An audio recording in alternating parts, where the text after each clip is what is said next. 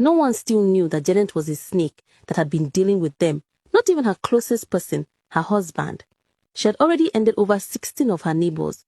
This made some of them think of a new idea to pack out of the neighborhood. But Janet knew that if her neighbors all left, her mission would not end well. She would face serious consequences from their snake mother. The snake mother had already sent her a warning through Sandra, telling her to finish all her neighbors quickly because that was the assignment she had been given. But here was the problem. All the neighbors wanted to move out. So Janet came up with a plan, a very bad plan. She gathered all her neighbors and told them to believe in God. We cannot all leave this place. Have we lost faith in God? I know it is scary how we are dying every day, but we need to stay. Have faith and pray. We must save this place instead of running away, Janet said. The neighbors realized that maybe Janet was making sense. They needed to believe in God and pray, but they did not know she was the enemy. She was only trying to make them stay so she could end them all. 6 neighbors stayed back. During the night, Janet used her snake form and crawled out. But while she was away trying to hunt her neighbors, Sandra, her friend sent by the snake mother, who had decided to stay with Janet for a while, took advantage of the opportunity. She went to Janet's husband, whom she had been eyeing since she arrived. She tried to make Janet's husband lay with her, but he immediately refused.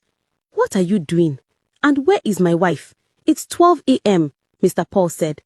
But Sandra used her powers to control his mind. She made him do what she wanted, then went back to her room. Janet's husband fell back asleep, unaware of what had happened. Janet crawled back into the bedroom and changed back to human. She was happy because she had succeeded in taking another neighbor. She did not know that someone had taken advantage of her husband. But Sandra had made a big mistake. It was against their rules to use her power against a fellow snake woman. The consequences were serious. By morning, the neighbors realized that one of them had died again. Sandra began to act mad, and while speaking nonsense, she confessed in front of Janet and her husband. She admitted that she had forcefully lain with him, though Mr. Paul could not remember it. "You slept with me?" "Darling, you don't have to believe your friend. She is lying. I was sleeping right beside you all night." Janet understood everything that had happened.